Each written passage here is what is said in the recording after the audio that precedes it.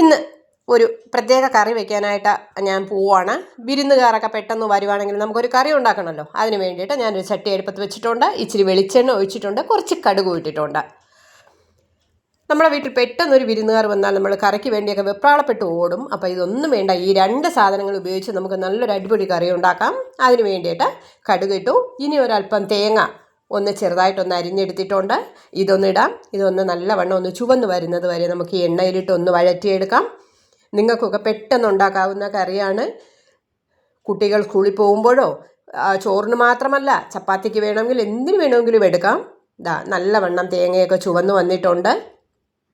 ഇനി എടുക്കേണ്ട എന്തെന്ന് പറഞ്ഞാൽ ഒരു 4-5 പച്ചമുളക് എടുക്കാം. ഞാനിപ്പോൾ ഒരു 5 പച്ചമുളക് എടുത്തിട്ടുണ്ട്. ഒരു 7-8 വേണമെങ്കിൽ എടുക്കാം. നിങ്ങൾക്ക് എത്ര ക്വാണ്ടിറ്റി വേണോ അതനുസരിച്ച് പച്ചമുളക് എടുക്കുക. പിന്നെ ഞാനൊരു 5-6 കാന്താരി മുളകും കൂടെ ഞാൻ എടുത്തിട്ടുണ്ട്. കാന്താരി മുളക് ഇടുമ്പോൾ ഭയങ്കര ടേസ്റ്റാണ് കേട്ടോ. അറിയാലോ, നല്ല എരിവും കാണും, നല്ല ടേസ്റ്റുമാണ് കാന്താരി മുളകിന്. അതുകൂടെ ഇട്ടിട്ടുണ്ട്. ഇതിടുമ്പോൾ പ്രത്യേകം ശ്രദ്ധിക്കുക, ഇത് പൊട്ടിത്തെറിക്കാൻ ചാൻസ് ഉണ്ട്. പച്ചമുളക് നമ്മൾ എണ്ണ ഇടുമ്പോൾ ഇപ്പോൾ ഇത് പൊട്ടി എൻ്റെ ദേഹത്ത് തെറിച്ചിട്ടുണ്ട് ശകലം. അതുകൊണ്ടത് വളരെ സൂക്ഷിക്കുക. ഇനി നമുക്കിടേണ്ടത് കുറച്ച് ചെറിയ ഉള്ളി അരിഞ്ഞു വെച്ചിട്ടുണ്ട്. അതൊന്നിടാം. ഇതൊന്ന് വഴറ്റിയെടുക്കാം. വലിയ ചിലവൊന്നുമില്ലാതെ പെട്ടെന്ന് തന്നെ നമുക്കൊരു അടിപൊളി കറി ഉണ്ടാക്കാൻ പറ്റിയതാണ്. ഇനി ഇതിൻ്റെ കൂടെ ഒരല്പം ഇഞ്ചി കൂടെ ഇടാം. വെളുത്തുള്ളി വേണ്ട, ഇഞ്ചി മാത്രം മതി. അതുകൂടെ ഇട്ടൊന്ന് വഴറ്റാം. ഇഞ്ചിയുടെ പച്ചമണമൊക്കെ ഒന്ന് മാറുന്നത് വരെ നമുക്കൊന്ന് വഴറ്റിയെടുക്കാം. ഇതാണ്ടോ, ഉള്ളിയൊക്കെ ഏകദേശം വെന്ത് റെഡിയായിട്ടുണ്ട്. നമുക്ക് ശരീരത്തിന് നല്ലതാണ്, അറിയാമല്ലോ അല്ലേ. ചെറിയ ഉള്ളിയുടെ ഗുണങ്ങളൊക്കെ എല്ലാവർക്കും അറിയാവുന്നതാണല്ലോ. കുട്ടികളും ഇത് കഴിക്കും. ഇത് നിങ്ങൾക്ക് വളരെയധികം ഉപകാരപ്പെടുന്ന ഒരു വീഡിയോ ആണ്. അത് നിങ്ങൾ കാണുക. കണ്ടിട്ട് നിങ്ങൾ അഭിപ്രായങ്ങളും അറിയിക്കണം. ഇഷ്ടപ്പെട്ടെങ്കിലും ഇഷ്ടപ്പെട്ടില്ലെങ്കിലും നിങ്ങൾ അഭിപ്രായങ്ങൾ അറിയിക്കണം. എല്ലാം ഏകദേശം റെഡി ആയിട്ടുണ്ട്. മുളകൊക്കെ നല്ല പൊട്ടി വന്നിട്ടുണ്ട് കേട്ടോ. കാണുമ്പോൾ തന്നെ നമുക്കിപ്പോൾ മുളക് തിന്നാൻ തോന്നുന്നില്ല. നല്ല ഫ്രൈ ആയിട്ട് വന്നിട്ടുണ്ട് മുളകൊക്കെ. ഇനി ഒരല്പം കറിവേപ്പില നമുക്കിടാം. ഒന്ന് വഴഞ്ഞു ഏകദേശം റെഡി ആയിട്ടുണ്ട്. കറിവേപ്പില ഈ സമയത്ത് അവസാനം ഇട്ടാൽ മതി, ഇല്ലെങ്കിൽ കറിവേപ്പില കരിഞ്ഞു പോകും. അതുകൊണ്ടാണ്. ഇനി കറിവേപ്പിലയുടെ പച്ചപ്പ് കൂടെ ഒന്ന് മാറുന്നതിന് വേണ്ടി 2-3 സെക്കൻഡ് ഒന്ന് ഇളക്കിയെടുക്കാം. എല്ലാം മിക്സായിട്ടുണ്ട്.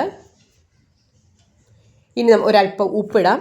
ആവശ്യത്തിന് ഉപ്പിടാം. എത്ര വേണോ ഇടാം. കുറച്ച് ആദ്യം ഇടുക. കുറഞ്ഞു പോയെങ്കിൽ നമുക്ക് രണ്ടാമത് വീണ്ടും ഇടാം. കൂടിപ്പോയാലൊന്നും ചെയ്യാൻ പറ്റത്തില്ല. ഒരല്പം കായപ്പൊടി, ഒരല്പം ഉലുവപ്പൊടി കൂടെ ഇടാം. ഉലുവപ്പൊടി തരിതര ഉള്ളതാണ് നല്ലത്. പൗഡർ രൂപത്തിലുള്ളതിനെക്കാട്ടിയും ഇതാണ് നല്ല ടേസ്റ്റ്. ഇതൊന്ന് മിക്സ് ചെയ്യാം. ഇനി ചെയ്യേണ്ടതെന്ന് പറഞ്ഞാൽ കുറച്ച് പുളി ഒന്ന് പിഴിയാനായിട്ട് ഞാൻ വെച്ചിട്ടുണ്ട്. ഇച്ചിരി നാരങ്ങയോളം വലിപ്പം വേണം. പുളിപ്പ് മുന്നിൽ നിൽക്കണം ഈ കറിക്ക്. ഞാൻ നല്ലവണ്ണം പിഴിഞ്ഞെടുത്തിട്ട് അതിൻ്റെ ചാറ് ഒഴിച്ചിട്ടുണ്ട്. ഒരല്പം കൂടെ വേണമെങ്കിൽ ഒഴിക്കാം. കാരണം ഇത് കുറുകി വന്നോളും. പുളി കുറുകുമ്പോൾ പെട്ടെന്ന് കട്ടിയാവും. ഇതൊന്ന് നല്ലവണ്ണം തിളക്കട്ടെ. അല്പം കൂടെ വേണമെങ്കിൽ ഒഴിക്കാം. കാരണം പുളി എടുത്തതിൻ്റെ ബാക്കിയുണ്ട്. അതിൽ കുറച്ച് വെള്ളം കൂടെ ഒഴിച്ചിട്ട് വേണമെങ്കിൽ നമുക്ക് ഉപയോഗിക്കാം. ഇനി ഒരല്പം മുളക് പൊടിയും മല്ലിപ്പൊടിയും കൂടെ വറുത്തതാണ്. ഇത് ചൂടാക്കിയ മുളക് പൊടിയും മല്ലിപ്പൊടിയാണ്. കുറച്ച് മതി, ഒരു 1/4 സ്പൂണോളം മതി. കാരണം മുളകിൻ്റെ എരിവൊക്കെ ഉണ്ട്. എന്നാലും അതിനൊരു നല്ലൊരു കളറ് കിട്ടാൻ വേണ്ടിയിട്ട് നമുക്കിത് ഉപയോഗിക്കാം.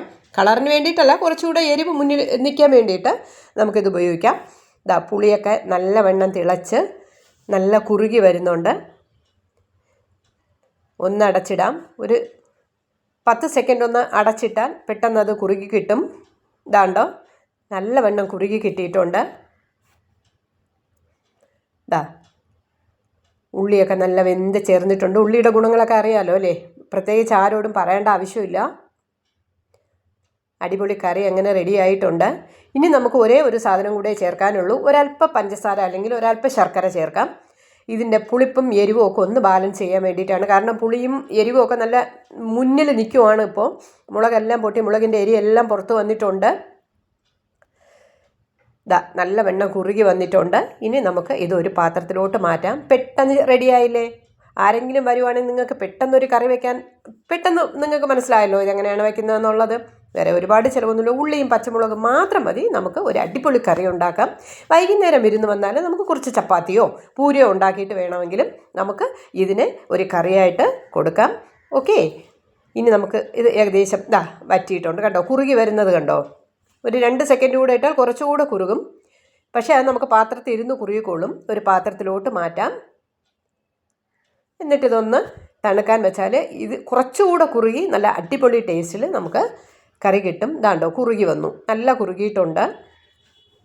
അപ്പം നിങ്ങളും പെട്ടെന്നൊരു വിരുന്നുകാർ വരുവാണെന്നുണ്ടെങ്കിൽ ചിക്കൻ വാങ്ങാനോ ഒന്നിനും നിങ്ങൾ ഓടേണ്ട ആവശ്യമില്ല. ഇങ്ങനെ ഒരു കറി മതി. അവർ ചോദിക്കും നിങ്ങളോട് ഇതെങ്ങനെയാണ് ഈ കറി വെച്ചതെന്ന് ചോദിക്കും. അത്ര ടേസ്റ്റ് ആയിരിക്കും. ഇതാണ്ടോ. അപ്പോൾ ഓക്കെ, നിങ്ങളെല്ലാവരും ഇതിൻ്റെ മറുപടി അയയ്ക്കുക, അതിൻ്റെ കമൻസ് അറിയിക്കുക. Okay, by.